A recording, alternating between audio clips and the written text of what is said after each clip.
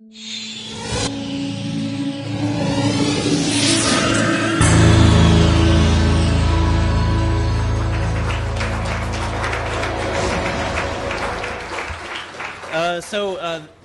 a video that Ted provided us, and I'm going to segue to that here in a second, that sort of sets the stage for everything. First off, the word winging it is coming to mind at the moment, and intimidation, and I'm not the smartest guy in the room by any means here. And when I watch TEDx or just any sort of TED event on the web, there's this thing that happens, and I'll start to give you tastes and glimpses into things. I'm going to start to analyze these videos. A lot of you, first off, let's get a show of hands. How many of you watch TED events on the web? Okay, so you're probably going to see a lot of things you've already seen before. But I'm going to try to analyze the videos, maybe pause them, and we'll look at the crowd and how they're reacting, and start to analyze and break them down, almost like a Zapruder film. I'm not going to talk about myself or Moonbot so much, but I am going to talk about how these videos have inspired our company and our employees and our people and what we do. I'm going to first start off with this video before I go any further, and then we'll just take it from there.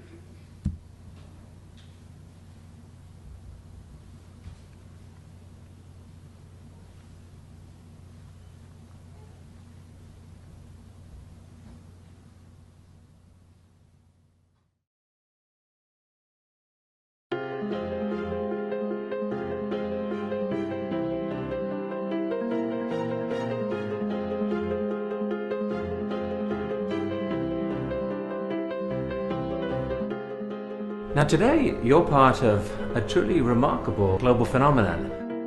Around the world, thousands of people have been gathering in meetings to experience the power of ideas. A surprising thing about today's meeting is that we here at TED have had almost nothing to do with it. We lent our name, our format, a few simple guidelines, and some of our content.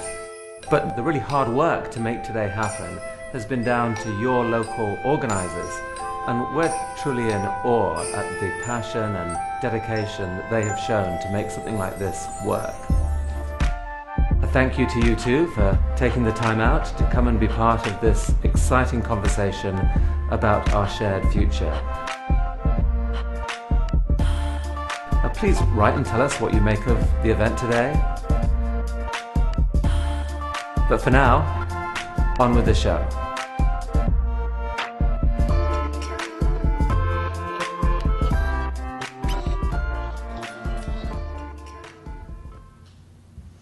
Okay, so I'm going to ask a few more questions. How many of you in this room are in the medical profession? How many are involved with the military? How many of you are involved with city planning? Okay, cool. How many of you are educators? Sweet. And I'm sure I'm forgetting things. How many of you guys are involved in, let's say, media, telecommunications, video production, film? Cool. So what am I forgetting? Somebody call it out. What's that? Nonprofits. Legal. Awesome. All right, so I'm so glad John and Cole have taken the initiative to move this forward. Those of us at Moonbot have always wanted to see this happen, and there's so many exciting, cool things that we want to see happen, but unfortunately, we have to keep our doors open, and we are busy doing work on other projects. But when something like this comes up, we're willing to do whatever we can to try to make it possible. And so the few hours that I've been able to put into this presentation in the evenings are going to come off a little rusty, but I hope that you kind of can see the bigger picture here. Those of us at Moonbot, and I'll speak to Adam here on the front row, have talked about a lot of things that we want to see happen here in this town. The majority of our employees have moved here from other states and countries, and I don't know how we convinced them to do this. They're really gifted and talented people that all had amazing job opportunities at other companies on the West Coast and East Coast and other countries like Disney, Pixar, DreamWorks.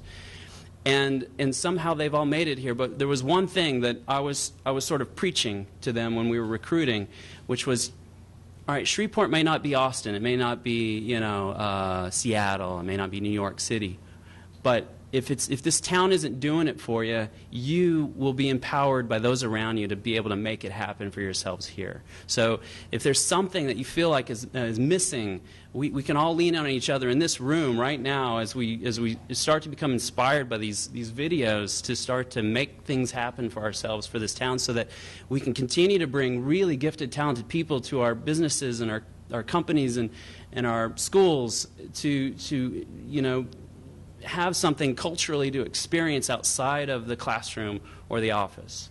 So, with that said, I'm going to start off with this first video, Where Good Ideas Come From by Steve Johnson. And then after it's over with, I'm going to share a few insights. Now, this was a long presentation. TEDx events sometimes they have talks that are 30 minutes, sometimes they're 8, sometimes they're 5, sometimes they're 15. This one is a long one, but I've edited it down to just, with the help of Patrick Long, to sort of its essence, and it accomplishes several things, and we'll talk about it afterwards. I've been kind of on this quest to investigate this question of where good ideas come from. What are the environments that lead to unusual levels of innovation, unusual levels of creativity? What's the kind of what is the space of creativity? And what I've done is I've looked at both environments like the coffee house, I've looked at like media environments like the World Wide Web that have been extraordinarily innovative. I've gone back to the history of the first cities. I've even gone to biological environments like coral reefs and rainforests that involve unusual levels of biological innovation.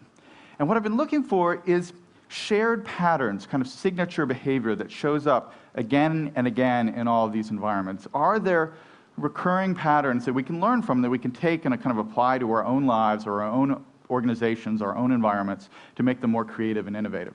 And I think I found a few. But what you have to do to make sense of this and to really understand these principles is you have to do away with a lot of the way in which our kind of conventional metaphors and language steers us towards certain concepts of idea creation, right? We have this very rich vocabulary to describe moments of inspiration, right? We have the kind of the flash of insight, the stroke of insight, we have epiphanies, we have eureka moments, we have the light bulb moments, right? All of these concepts, as kind of rhetorically florid as they are, share this basic assumption, which is that an idea is a single thing. It's something that happens often in a wonderful, illuminating moment. But in fact, what I would argue, and what you really need to kind of begin with, is this idea that an idea is a network on the most elemental level, right? I mean, this is what is happening inside your brain. An idea, a new idea, is a new network of neurons firing in sync with each other inside your brain. It's a new configuration that has never formed before, right? And the question is, how do you get your brain into environments where these new networks are going to be more likely to form? And it turns out that, in fact, the kind of network patterns of the outside world mimic a lot of the network patterns of the internal world of the human brain. We take ideas from other people, from people we've learned from people we run into in the coffee shop, and we stitch them together into new forms and we create something new. That's really where innovation happens. The other problem that people have is they like to condense their stories of innovation down to kind of shorter time frames. So they want to tell the story of the eureka moment. They want to say, there I was standing there and I had it all suddenly clear in my head. But in fact, if you go back and look at the historical record, it turns out that a lot of important ideas have very long incubation periods. I call this the slow hunch. We've heard a lot recently about, kind of hunch and instinct and kind of blink-like sudden moments of clarity. But in fact, a lot of great ideas linger on, sometimes for decades, in the back of people's minds. They have a feeling that there's an interesting problem, but they don't quite have the tools yet to discover them. They spend all this time, kind of working on certain problems, but there's another thing lingering there that they're interested in, but they can't quite solve. And the other thing is to allow those hunches to connect with other people's hunches. That's what often happens. You have half of an idea, somebody else has the other half, and if you're in the right environment, they turn into something larger than the sum of their parts. So in a sense, we often talk about the value of protecting intellectual property, building barricades, having secretive R&D labs, patenting everything that we have, so that those ideas will remain valuable and people will be incentivized to come up with more ideas, and the culture will be more innovative. But I think there's a case to be made that we should spend at least as much time, if not more, valuing the premise of connecting ideas and not just protecting them. That is how innovation happens. Chance favors the connected mind. Thank you very much. Okay, so that was a really cool quote. Chance favors the connected mind. But the slow hunch is something that I personally took away from this video, and I realized, oh, crap, that's what's happening to us at Moonbot all the time. We have these moments where we don't know what it is, and we just tack it up on the wall. And then it sits there for maybe years. For example, Morris Lesmore. That was a slow hunch, right? And then we've got some slow hunches now that are starting to epiphanize and flash and they're starting to turn into new exciting things. And you know what Cole and John have done with wanting to do this event and talking tonight, I feel like this moment is a slow hunch to something bigger and more exciting and involving. I'm going to jump ahead to the next video now. All right, so I wanted to just give you guys a taste of the variety of TED.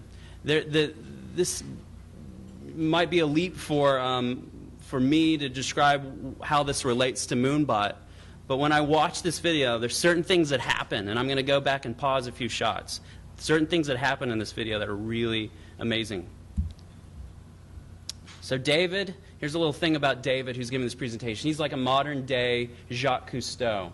And he's not just a Jacques Cousteau, he's like a modern-day space explorer. The more I've learned about the bottom of the ocean from what David has said, I'm starting to realize that it's not about outer space. It's about the 90% of this Earth that was really not truly explored yet.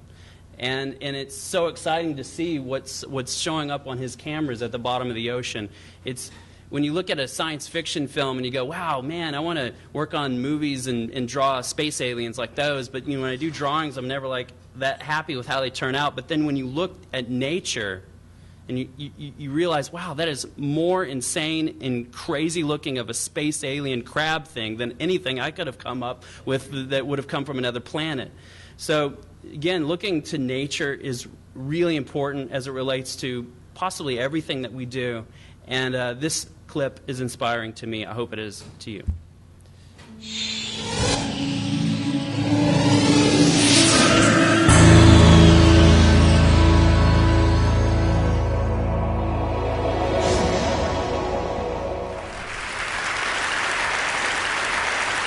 We're going to go on a dive to the deep sea. And anyone that's had that lovely opportunity knows that for about 2.5 hours on the way down, it's a perfectly positively pitch black world. And we used to see the most mysterious animals out the window that you couldn't describe, these blinking lights, a world of bioluminescence like fireflies. Dr. Edith Witter, she's now at the Ocean Research and Conservation Association, was able to come up with a camera that could capture some of these incredible animals, and that's what you're seeing here on the screen. That's all bioluminescence, like I said, just like fireflies. There's a flying turkey, underwater turkey. I'm a geologist by training, but I love that. And you see, some of the bioluminescence they use to avoid being eaten, some they use to attract prey, but all of it, from an artistic point of view, is just positively amazing. And a lot of what goes on inside, there's a fish with glowing eyes, pulsating eyes. Some of the colors are designed to hypnotize, these lovely patterns. And then this last one of my favorites, this pinwheel design, just absolutely amazing, every single dive. That's the unknown world, and today we've only explored about 3% of what's out there in the ocean. Already we found the world's highest mountains, world's deepest valleys, underwater lakes, underwater waterfalls. A lot of that we shared with you from the stage, and in a place where we thought no life at all, we find more life, we think, in diversity and density than the tropical rainforest, which tells us that we don't know much about this planet at all. There's still 97%, and either that 97% is empty or just full of surprises. But I want to jump up to shallow water now and look at some creatures that are positively amazing. These cephalopods, headfoots. As a kid, I knew them as calamari mostly, but this is an octopus. This is the work of Dr. Roger Hanlon at the Marine Biological Lab. And just fascinating how cephalopods can, with their eyes, incredible eyes, sense their surrounding, look at light, look at patterns. Here's an octopus moving across the reef, finds a spot to settle down, curls up, and then disappears into the background. Tough thing to do. In the next bit, we're going to see a couple of squid. These are squid. Now, males, when they fight, if they're really aggressive, they turn white. And these two males are fighting. They do it by bouncing their butts together, which is an interesting concept. Now, here's a male on the left and a female on the right. And now the male has managed to split his coloration so that the female only always sees the kinder, gentler squid in him. And the males on the We're going to see it again. Let's take a look at it again. Watch the coloration. White on the right, brown on the left. He takes a step back, so he's keeping off the other males by splitting his body, and he comes up on the other side. Bingo. Now, I'm told that's not just a squid phenomenon with males, but I don't know if that's it. Cuttlefish. I love cuttlefish. This is a giant Australian cuttlefish, and there he is, his droopy little eyes up here. But they could do pretty amazing things too. Here we're going to see one backing into a crevice, and watch his tentacles. He just pulls them in, makes them look just like algae. Disappears right into the background. Positively amazing. Here's two males fighting. Once again, they're smart enough, these cephalopods, they know not to hurt each other, but look at the patterns that they can do with their skin. Okay? Just an amazing thing. Here's an octopus. Sometimes they don't want to be seen when they move because predators can see them. And here's this guy actually can make himself look like a rock, and looking at this environment can actually slide across the bottom using the waves and the shadows so he can't be seen. He blends right into his motion blends right into the background. The moving rock trick. So we're learning lots new from the shallow water, still exploring that deep, learning lots from the shallow water. There's a good reason why. I mean, the shallow water is full of predators. Here's a barracuda. And if you're an octopus or a cephalopod, you need to really understand how to use your surroundings to hide. In the next scene, you're going to see a nice coral bottom. And you see that an octopus would stand out very easily there if you couldn't use your camouflage, use your skin to change color and texture. Here's some algae in the foreground. And an octopus. Isn't that amazing? Now, Roger spooked him, so as he took off, a cloud of ink, lands, and when he lands, the octopus says, "Look, I've been seen, best thing to do is get as big as I can get." That big brown makes his eye spot very big, so he's bluffing. Let's do it backwards. I thought he was joking when he first showed it to me. I thought it was all graphics. So here it is in reverse. Watch the skin color, watch the skin texture. Just an amazing animal. Can change color and texture to match the surroundings. Watch him blend right into this algae. 1, 2, 3.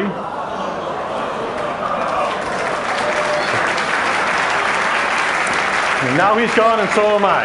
Thank you very much. Thank you. Thank you. I'm going to pause right there. I'm going to go back. Check out these guys. They're like giddy schoolboys. Check them out. They're like, oh my gosh.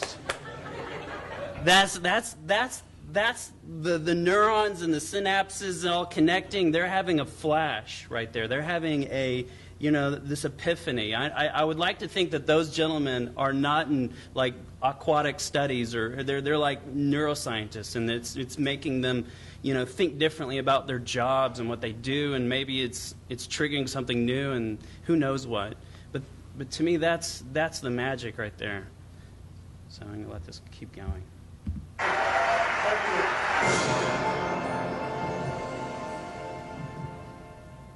right. Jumping ahead here. Okay, SUNY.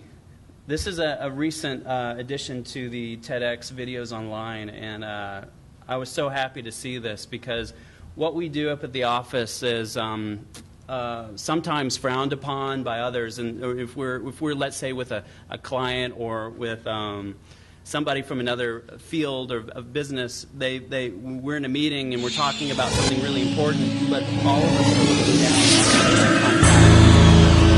doodling, and now it's justified, and it's exciting. It's exciting to hear this talk.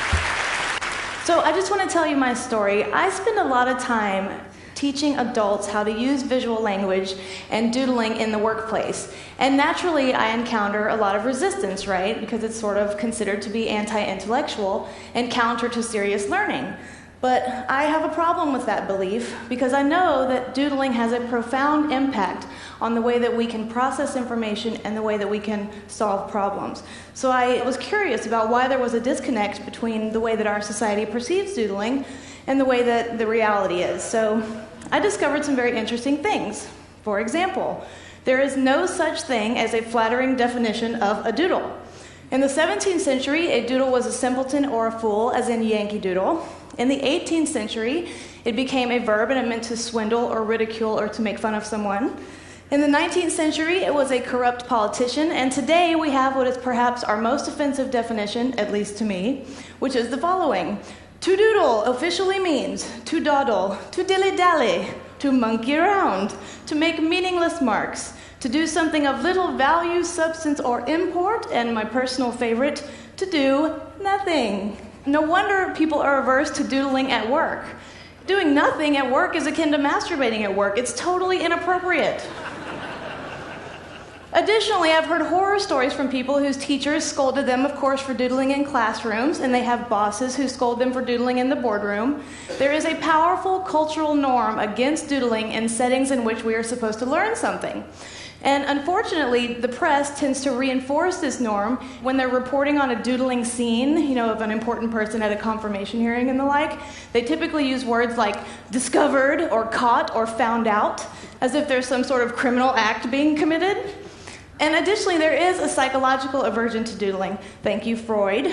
In the 1930s, Freud told us all that you could analyze people's psyches based on their doodles. This is not accurate, but it did happen to Tony Blair at the Davos Forum in 2005, when his doodles were, of course, discovered, and he was labeled the following things. Now, it turned out to be Bill Gates' doodle. And Bill, if you're here, nobody thinks you're megalomaniacal. But that does contribute, right, to people not wanting to share their doodles. And here is the real deal. Here's what I believe. I think that our culture is so intensely focused on verbal information that we're almost blinded to the value of doodling. And I'm not comfortable with that. And so because of that belief that I think needs to be burst, I'm here to send us all hurtling back to the truth. And here's the truth. Doodling is an incredibly powerful tool, and it is a tool that we need to remember and to relearn. So here's a new definition for doodling, and I hope there's someone in here from the Oxford English Dictionary because I want to talk to you later. Here's the real definition. Doodling is really to make spontaneous marks to help yourself think. That is why millions of people doodle. Here's another interesting truth about the doodle. People who doodle when they're exposed to verbal information retain more of that information than their non-doodling counterparts. We think doodling is something you do when you lose focus, but in reality, it is a preemptive measure to stop you from losing focus. Additionally, it has a profound effect on creative problem solving and deep information processing. There are 4 ways that learners intake information so that they can make decisions. They are visual, auditory, reading and writing, and kinesthetic. Now, in order for us to really chew on information and do something with it, we have to engage at least 2 of those modalities, or we have to engage one of those modalities coupled with an emotional experience. The incredible contribution of the doodle is that it engages all 4 learning modalities simultaneously with the possibility of an emotional experience. That is a pretty solid contribution for a behavior equated with doing nothing. This is so nerdy, but this made me cry when I discovered this. So they did anthropological research into the unfolding of artistic activity in children, and they found that across space and time, all children exhibit the same evolution in visual logic as they grow. In other words, they have a shared and growing complexity in visual language that happens in a predictable order. And I think that is incredible. I think that means doodling is native to us, and we simply are denying ourselves that instinct. And finally, a lot of people aren't privy to this, but the doodle is a precursor to some of our greatest cultural assets. This is but one. This is Frank Gehry, the architect's precursor to the Guggenheim in Abu Dhabi. So here's my point. Under no circumstances should doodling be eradicated from a classroom or a boardroom or even the war room. On the contrary, doodling should be leveraged in precisely those situations where information density is very high and the need for processing that information is very high. And I will go you one further. Because doodling is so universally accessible and it is not intimidating as an art form, it can be leveraged as a portal through which we move people into higher levels of visual literacy. My friends, the doodle has never been the nemesis of intellectual thought. In reality, it is one of its greatest allies. Thank you.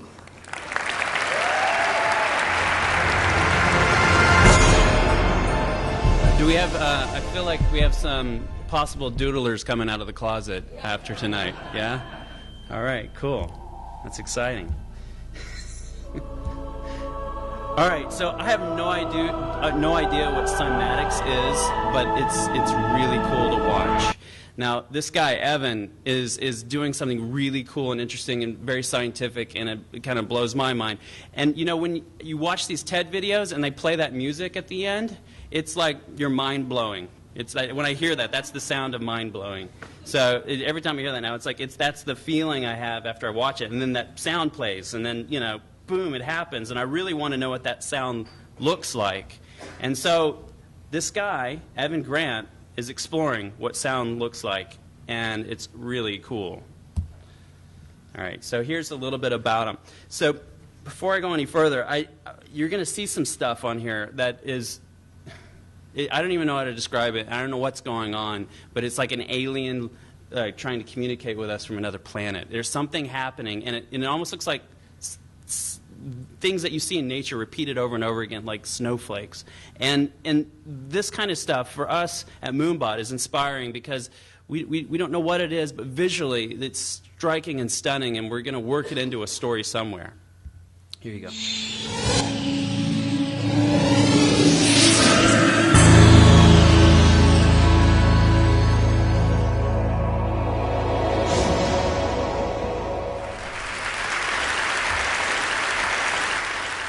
I'm a creative technologist, and the focus of my work is on public installations. And one of my driving passions is this idea of exploring nature and trying to find hidden data within nature.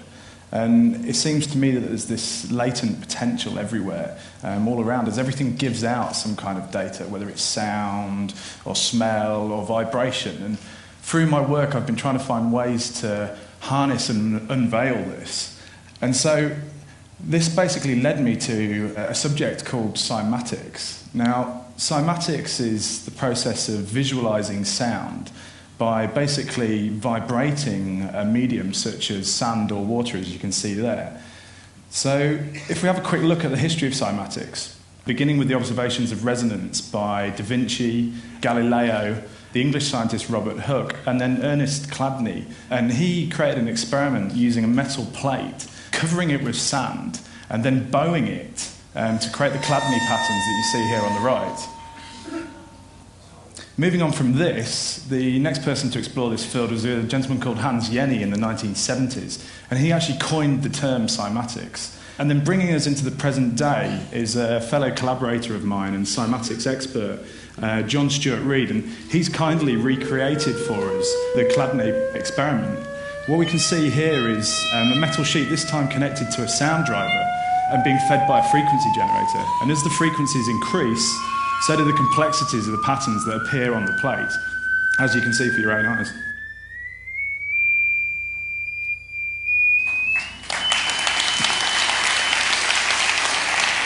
So, what excites me about cymatics? Well, for me, cymatics is an almost magical tool. It's like a looking glass into a hidden world, and through the numerous ways that we can apply cymatics, we can actually start to unveil the substance of things not seen. Devices like the cymoscope that you can see here are being used to scientifically observe cymatic patterns, and the list of scientific applications is growing every day. For example, in oceanography, a lexicon of dolphin language is actually being created by basically visualizing the sonar beams that the dolphins emit, and hopefully in the future we'll be able to gain some deeper understanding of how they communicate. We can also use cymatics for healing and education. This is an installation developed with school children where their hands are tracked, and it allows them to control and position cymatic patterns and the reflections that are caused by them. We can also use cymatics as a beautiful natural art form. This image here is created from a snippet of Beethoven's Ninth Symphony playing through a cymatic device. So it kind of flips things on its head a little bit. And this is Pink Floyd's Machine, playing in real time through the sine signal.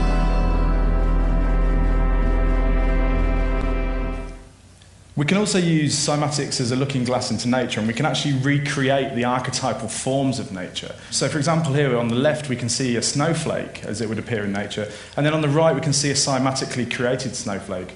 And here's a starfish and a cymatic starfish, and there's thousands of these. So what does this all mean? Well, there's still a lot to explore, and it's early days, and there's not many people working in this field. But consider for a moment that sound does have form, and we've seen that it can affect matter and cause form within matter. Then sort of take a leap and think about the universe forming, and think about the immense sound of the universe forming. And if we kind of ponder on that, then perhaps cymatics had an influence on the formation of the universe itself.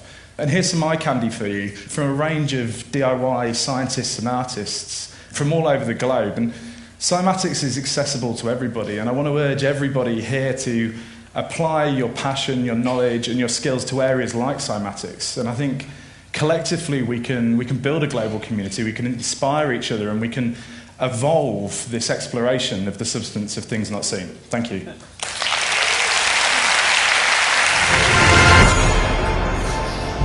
Our mind's being blown again. All right, so a personal passion and love of mine is puppetry. And these guys at Handspring Puppet Company have done something really cool. I don't know if you've heard of this movie coming out this Christmas called Warhorse, but it's based on a show that started in London, the same title. And I had the fortune to see it summer before last, and it blew my mind. Some people might not necessarily care for the actors on stage, and in some ways maybe they aren't even necessary. What the puppeteers are doing with the horses throughout this play is truly magical. And when you check out this video, it's a little bit longer than the ones we've seen so far, but it just gives you a glimpse into how simple something can be, but just through human touch you can breathe new life into it, and in such a simple way.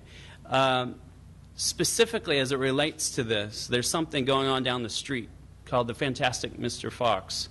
And those of you, I'd like to get a show of hands. How many of you have seen it? Okay. That means a lot of you haven't. So there's a gentleman here named Arthur Mintz. Where are you, Arthur? You still here? You stand up. Come on. Arthur came. There he is. Arthur definitely needs to do a talk at the next TEDx Red River Shreveport, whatever we call it. So I'm going to play this, and I'm incredibly inspired by this video. Hope you are too. Well, we're here today to talk about the evolution of a puppet horse. But actually, we're going to start this evolution with a hyena. The ancestor of the horse. Okay, we'll do something with it.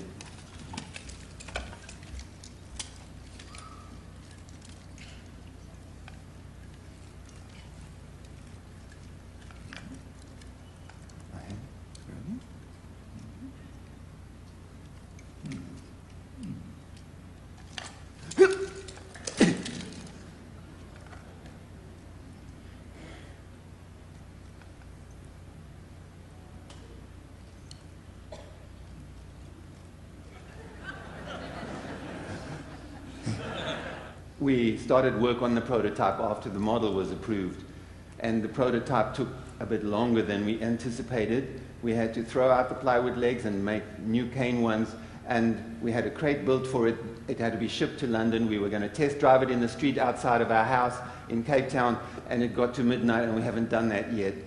So we got a camera, and we posed the puppet in various sort of galloping stances, and we sent it off to the National Theatre, hoping that they believed that we created something that worked. A month later, we were there in London with this big box in a studio full of people about to work with us, and we about 40 people. We were terrified. We opened the lid, we took the horse out, and it did work. It walked, and it was able to be ridden. Here I have an 18-second clip of the very first walk of the prototype. This is in the National Theatre studio, the place where they cook new ideas. It had by no means got the green light yet.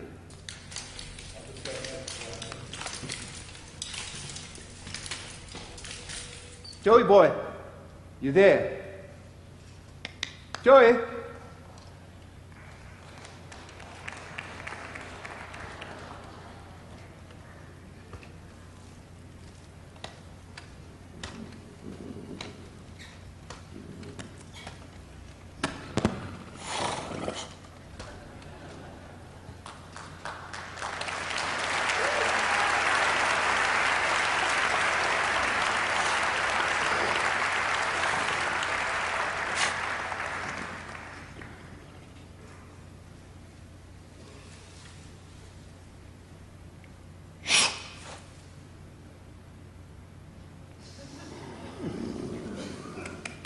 Joey.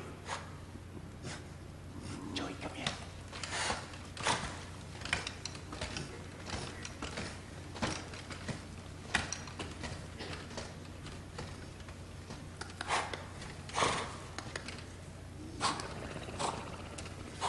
No. I haven't got it. He's got it. It's in his pocket. Joey?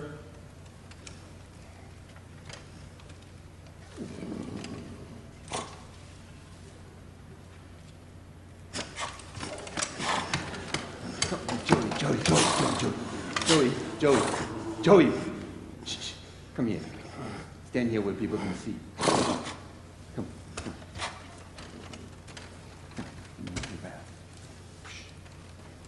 Move around, come. I'll just like to describe, I won't talk too loud, he might get irritated, but here Craig is working the head. He has bicycle brake cables going down to the head control in his hand. Each one of them operates either an ear separately or the head up and down, but he also controls the head directly by using his hand. The ears are very important, obviously, and a very important emotional indicator of the horse. When they point right back, the horse is fearful or angry, depending on what's going on in front of him, around him. Or when he's more relaxed, the head comes down and the ears listen either side. Horses' hearing is very important. It's almost more important than their eyesight. Over here, Tommy's got what we call the heart position. He's working the leg. You see the string tendon from the hyena. The hyena's front leg automatically pulls the hoof up.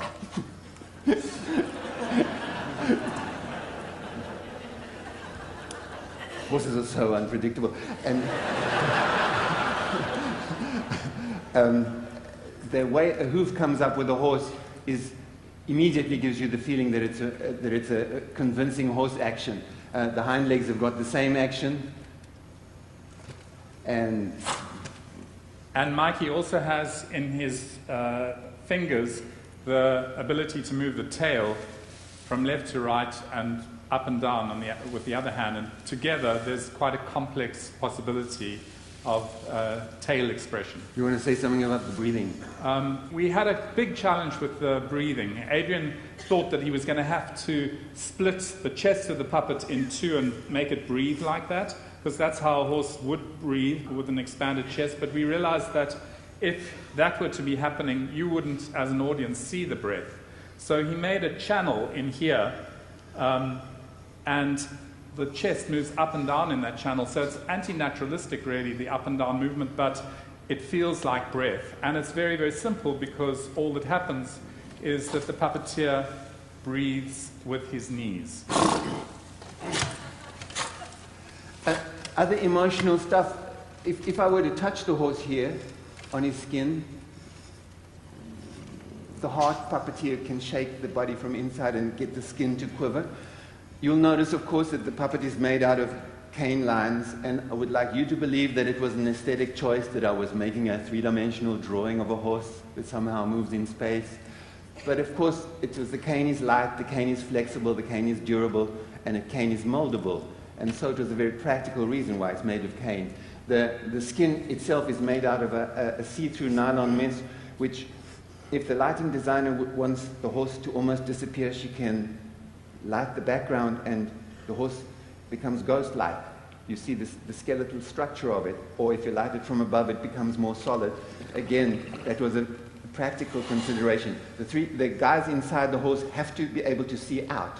They have to be able to act along with the fellow actors in the production, and it's very much an in-the-moment activity that they're engaged in. It's three heads making one character. But now we would like you to put Joey through some paces.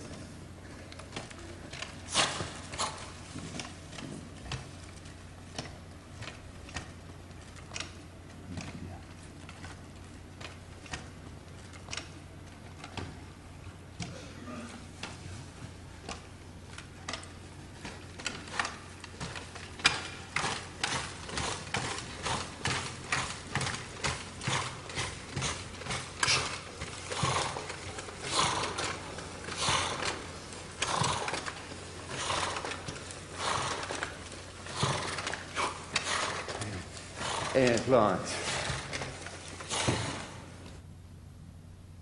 Cool. It's a very emotional story, and somehow those canes and that mesh make you cry before the movie's over or the play's over, and it's really cool to see. All right, so less stuff, more happiness. This is a very short TED Talk, and you're going to see a prop being used in this, much like this last one with the horse.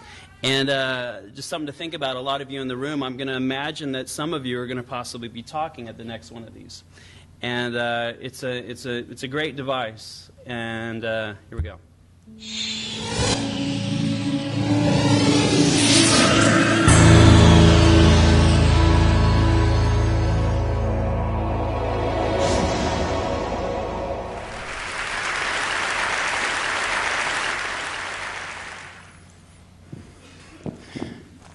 What's in the box?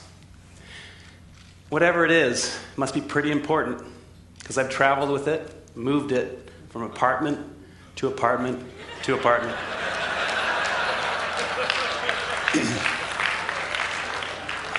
Sound familiar? Did you know that we Americans have about 3 times the amount of space we did 50 years ago? 3 times.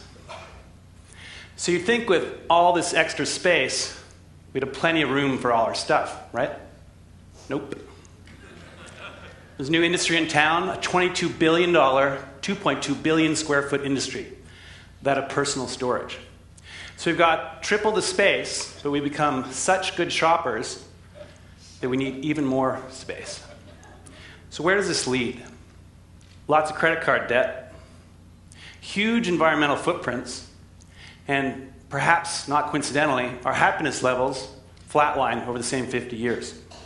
Well, I'm here to suggest there's a better way, that less might actually equal more.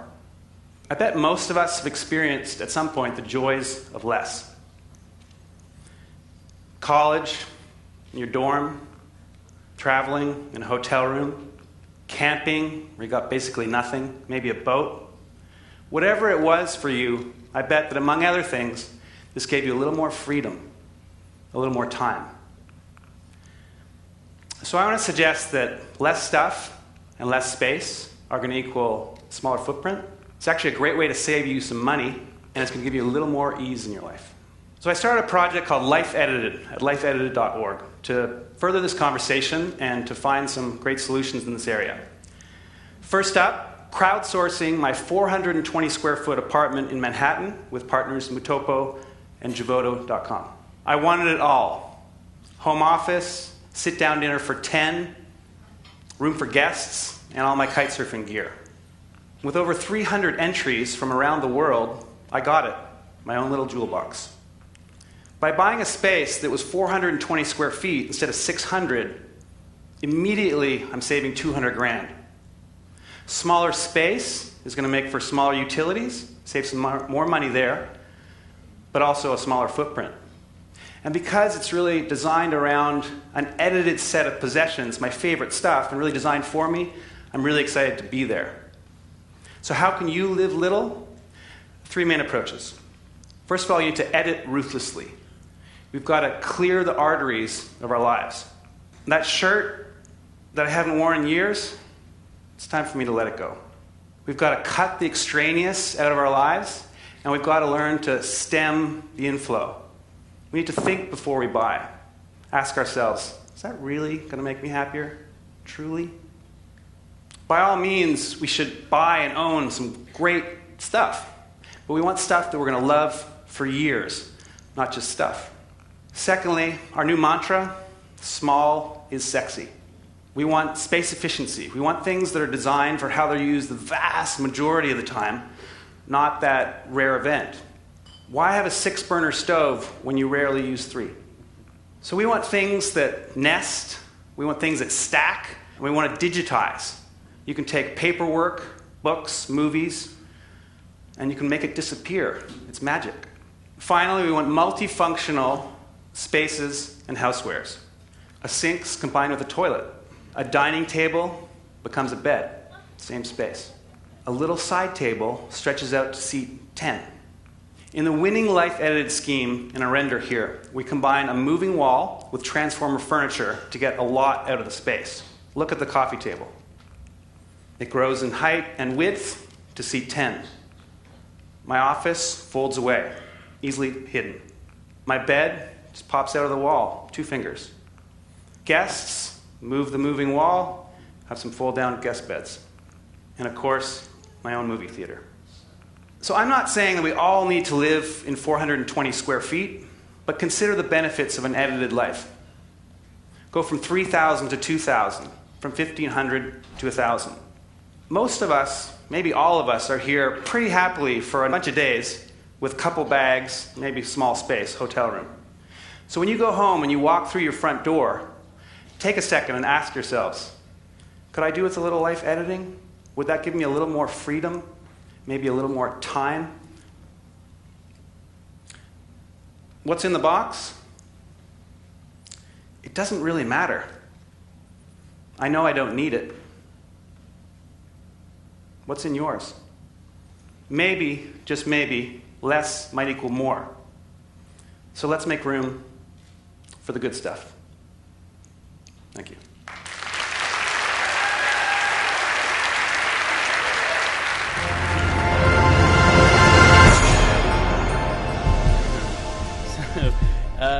All right, so jumping ahead. All right, so we're coming near the end here, and this one's in its entirety. It's about 17 minutes long, and I think we're going to just have one little nugget, a Moonbot nugget here at the end. But those of you who know J.J. Abrams, he's an amazing writer, director, and producer of many shows on television and on the screen. And his next film coming out is Mission Impossible that he's produced, and his director is Brad Bird, who wouldn't necessarily be the person you might think of to direct a live-action film because he's an animator. But I'm very excited. I know a lot of our guys at Moonbot are very excited about this film coming out. But more importantly, this talk that he gives is sort of roots everything in this sort of one prop, this one object, in everything that he does. And it's really exciting to see something simplified to it's sort of this one element. And after watching this, this definitely sat on the shelf as far as my mind and several of our employees' minds. And this presentation was given many years ago, but it's now starting to come back, and it's inspiring all sorts of new ideas within our company. And here we go.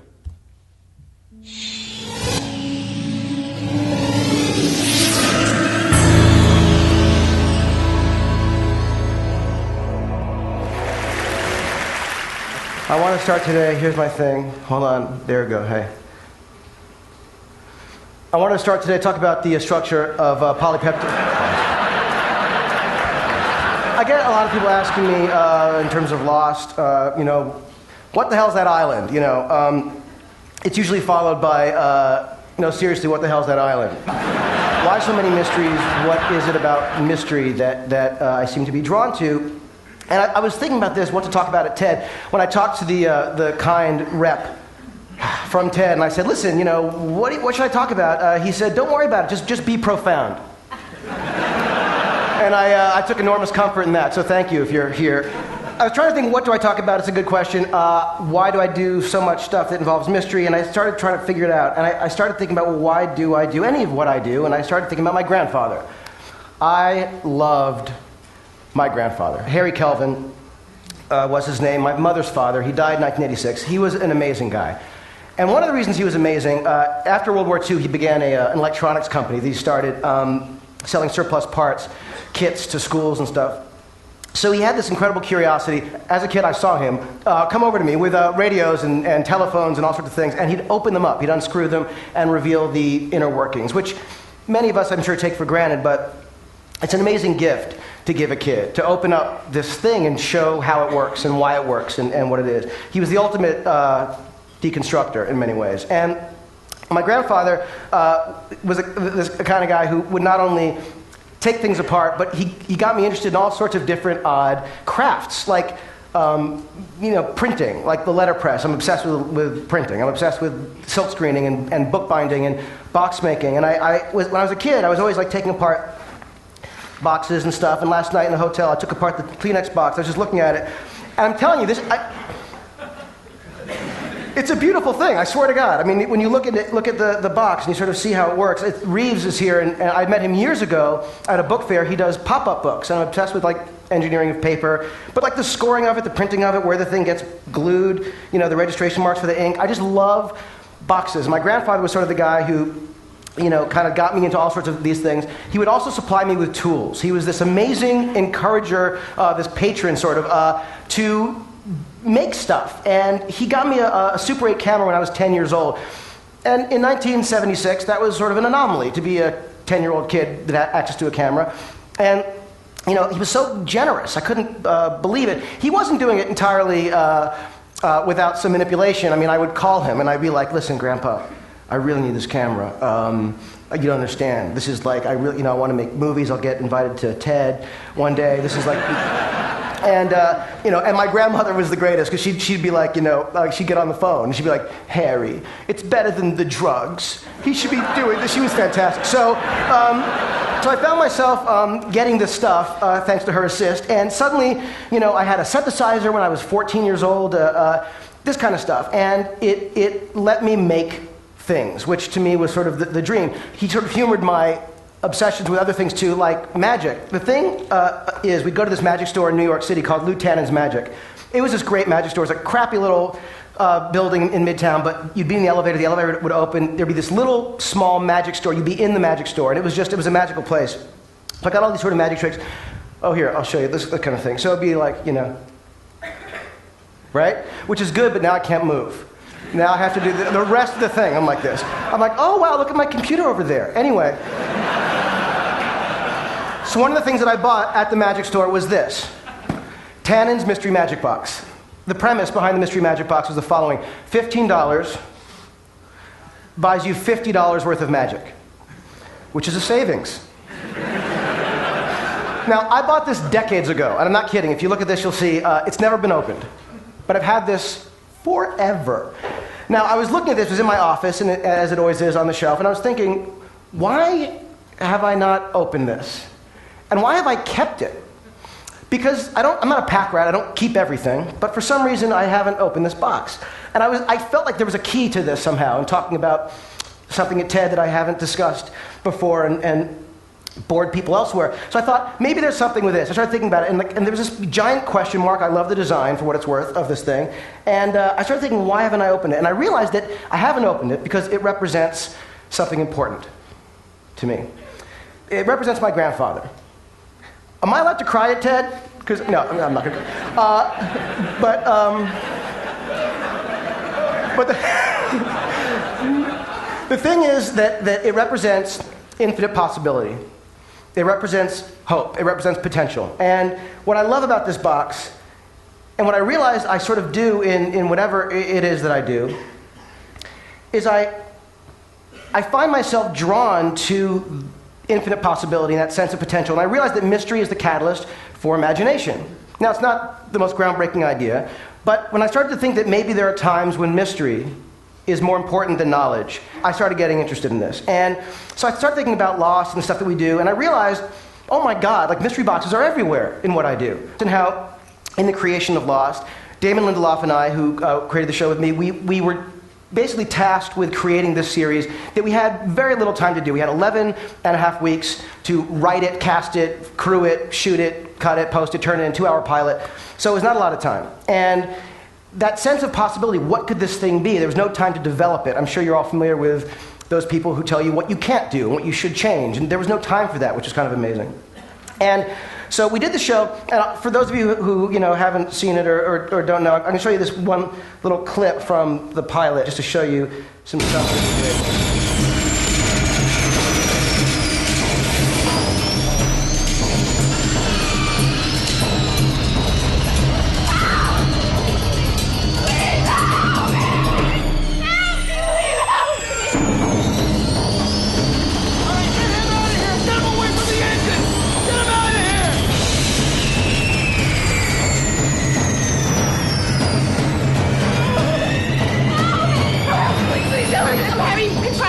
How many months pregnant are you? I'm nearly 8 months. And how far apart are they coming? I don't know. A thing just happened.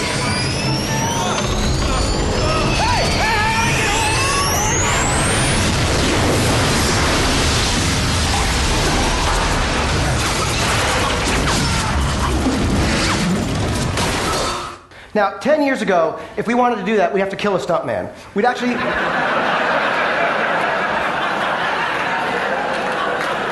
It would be harder. It would take two would be a bitch. So the amazing thing was we were able to do this thing, and part of that was the amazing availability of technology, knowing we could do anything. I mean, we could never have done that. We might have been able to write it. We wouldn't have been able to depict it like we did. And so part of the amazing thing for me is, in the creative process, technology is like mind-blowingly inspiring to me. I realized that blank page is a magic box. It needs to be, filled with something fantastic. I used to have the Ordinary People script that I'd flip through it. The romance of the script was amazing to me. And when it would inspire me, I wanted to try and fill pages with the same kind of spirit and thought and emotion that script did. So that is, I love Apple computers. I'm obsessed. So the Apple computer, the PowerBook, this computer, right, it challenges me. It basically says, what are you going to write worthy of me? I feel this, I'm compelled. And I often am like, dude, today I'm out. I got nothing. So there's that. In terms of the content of it, you look at stories, you think, well, what are stories but mystery boxes? There's a fundamental question. In TV, the first act is called the teaser. It's literally the teaser. It's the big question. So you're drawn into it. Then, of course, there's another question, and it goes on and on and on. I mean, look at Star Wars. You got the droids. They meet the mysterious woman. Who's that? We don't know. Mystery box, Then you meet Luke Skywalker. He gets the droid. You see the holographic image. You learn, oh, it's a message. She wants to, find Obi-Wan Kenobi. He's her only hope. But who the hell is Obi-Wan Kenobi? Mystery box. So then you go and he meets Ben Kenobi. Ben Kenobi's uncle is Obi-Wan Kenobi. Holy shit, So it keeps it. Have you guys not seen that? It's huge. Anyway, so there's this thing with mystery boxes that I started feeling compelled. Then there's a thing of mystery in terms of imagination. The withholding of information. Doing that intentionally is much more engaging, whether it's like the shark in Jaws. If Spielberg's mechanical shark Bruce had worked, it would not have been remotely as scary. You would have seen it too much. In Alien, they never really showed the alien, terrifying. Even in a movie like a romantic comedy, The Graduate, they're having that date, remember, and they're in the car, and it's loud, and so they put the top up, and they're in there. You don't hear anything they're saying. You can't hear a word, but it's the most romantic date ever, and you love it because you don't hear it. So to me, there's that. And then finally, there's this idea, and stretching the sort of paradigm a little bit, but the idea of the mystery box, meaning what you think you're getting than what you're really getting. And it's true in so many movies and stories. I mean, you look at E.T., for example. E.T. is this, unbelievable movie about what? It's about an alien who meets a kid, right? Well, it's not. E.T. is about divorce. E.T. is about a heartbroken, divorced, crippled family, and ultimately this kid who can't find his way. Die Hard, right? Crazy, great, fun, action-adventure movie in a building. It's about a guy who's on the verge of divorce. He's showing up to LA, tail between his legs. There are great scenes, maybe not the most amazing dramatic scenes in the history of time, but pretty great scenes. There's a half an hour of investment in character before you get to the stuff that you're expecting. When you look at a movie like Jaws, the scene that you expect, we have the screen, these are the kind of scenes that you remember and expect from Jaws. And she's being eaten. There's a shark. the thing about Jaws is it's really about a guy who is sort of dealing with his place in the world, with his masculinity, with his family, how he's going to, make it work in this new town. This is one of my favorite scenes ever, and this is a scene that you wouldn't necessarily think of when you think of Jaws, but it's an amazing scene.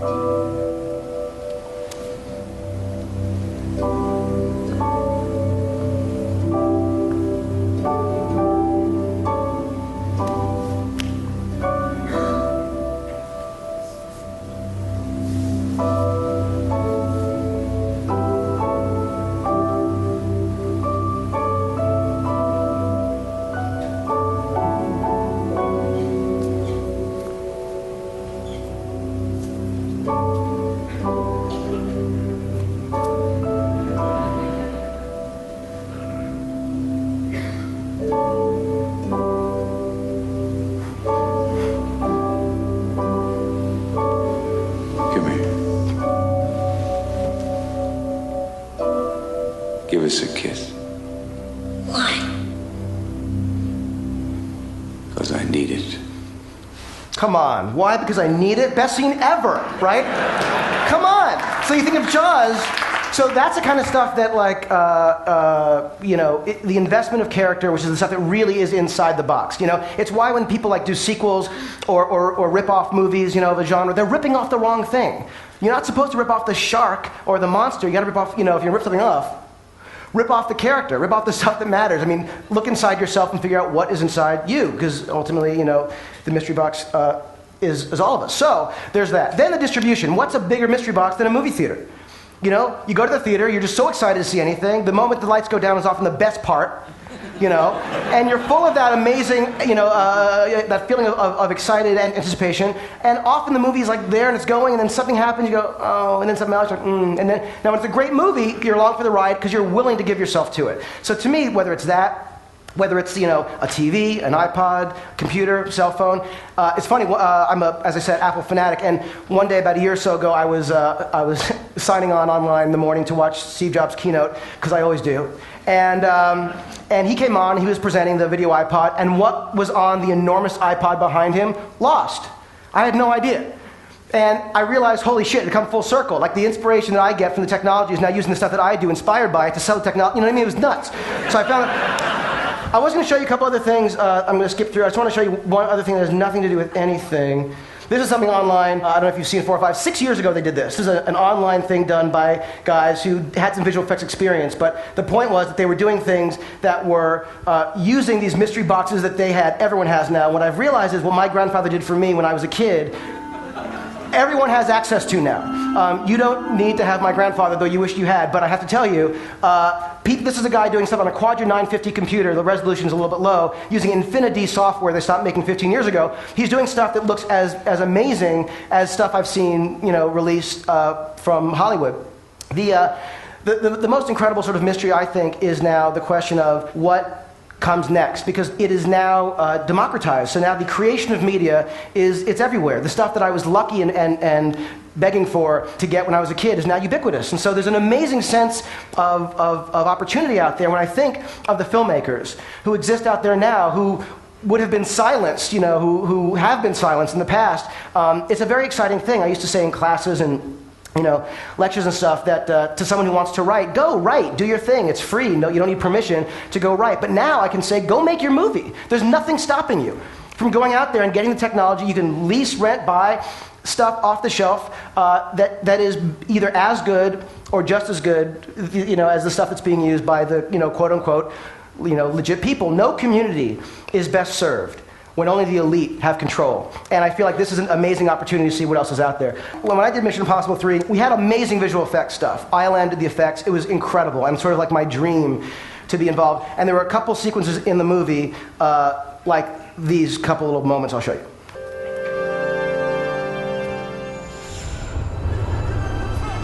There's that.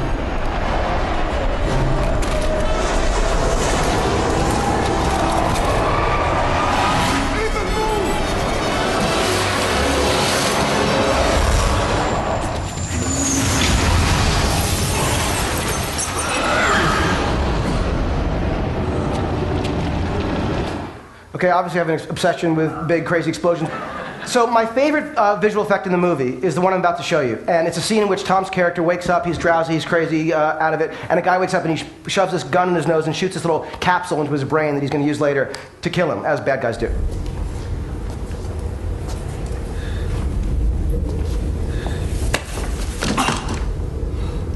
Good morning. Okay, now, when we shot that scene, we were there doing it. The actor who had the gun, English actor, Eddie Marsan, sweetheart, great guy. He kept taking the gun and putting it into Tom's nose, and it was like it was hurting Tom's nose. And I learned this very early on in my career: don't hurt Tom's nose. There are 3 things you don't want to do. Number 2 is don't hurt Tom's nose. So Eddie has this gun, and he's the greatest guy, and he's like this really sweet English guy. He's like, I'm sorry, I don't want to hurt, I'm like, we have to make this look good. And I realized that we had to do something because it wasn't working just as it was. And I literally thought back to what I would have done using the Super 8 camera that my grandfather got me sitting in that room, and I realized that hand didn't have to be Eddie Marsan's. It could be Tom's. And Tom would know just how hard to push the gun. He wouldn't hurt himself. So we took his hand and we painted it to look a little bit more like Eddie's. We put it in Eddie's sleeve. And so the hand that you see, I'll show you again, that's not Eddie's hand, that's Tom. So Tom's playing 2 roles. And he didn't ask for any more money. So here, watch it again. There he is, he's waking up, drowsy, been through a lot. Good morning. Tom's hand. Anyway, so. Thanks. So you don't need the greatest technology to do things that can work in movies, and the mystery box, in honor of my grandfather, stays closed. Thank you.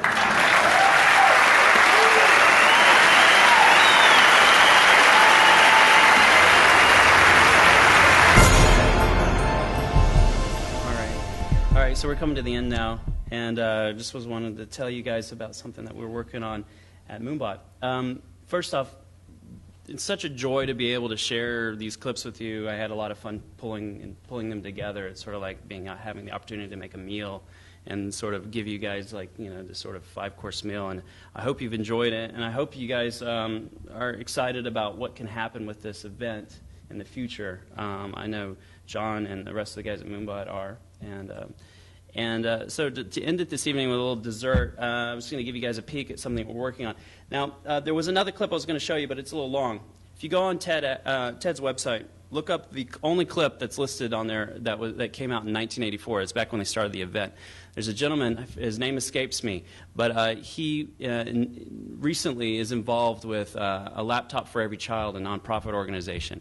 But back then, in 1984, when he gave this presentation, he had a Laserdisc player sitting next to him, and he would pull out these big discs, and he would stick them in, and he would talk about all these crazy things that seemed like science fiction back then. And if you watch the clip, which I hope a lot of you do, he's basically talking about iPads and iPhones. I feel like Steve Jobs was in this audience, and took a lot of it to heart. So now, today, where we are as a company, we're playing with these devices, and we're having a lot of fun coming up with new, exciting things for them. And after we created More is Less More here in Shreveport, we did a short. It cost a lot of money.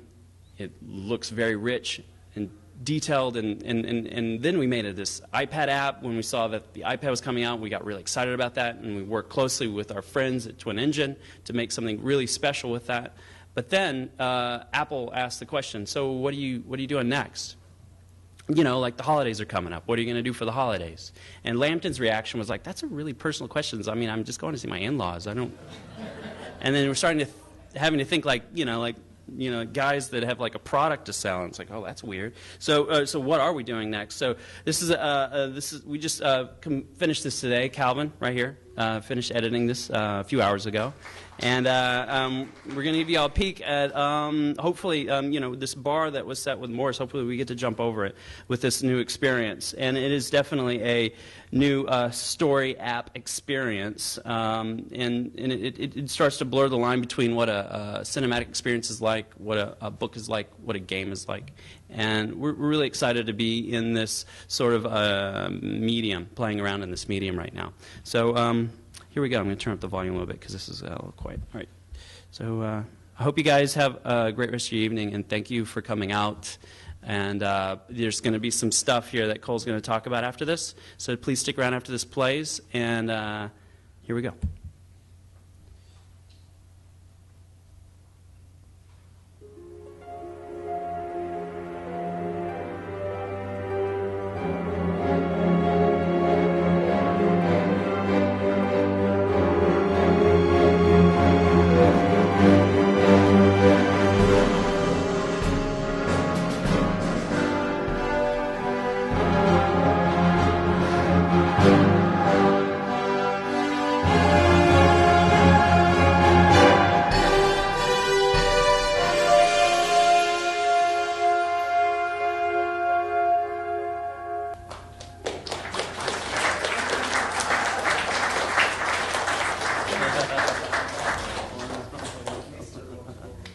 Okay.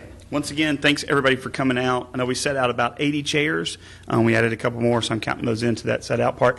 At one point, I counted about 25 standing.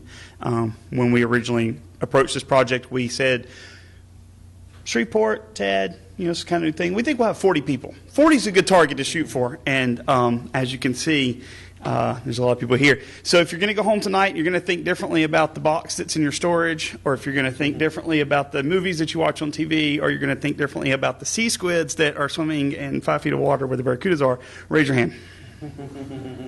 And if you just raised your hand, I want you to think about if you are willing to stand up here and give a talk like what these guys gave. It's like what they asked J.J. Abrams. He said, well, what am I supposed to talk about? And they said, just do your thing. Just get up there and be spontaneous and talk from your heart. Be passionate. If you stick around and talk to me later, I will probably put one of these in your hand. I've only got 12, so you got to be quick. If you look on the back, it says, this is something that I'm keen on. It says, passionate software developers build passionate communities. And that's because I'm a developer. That's what I do during the day.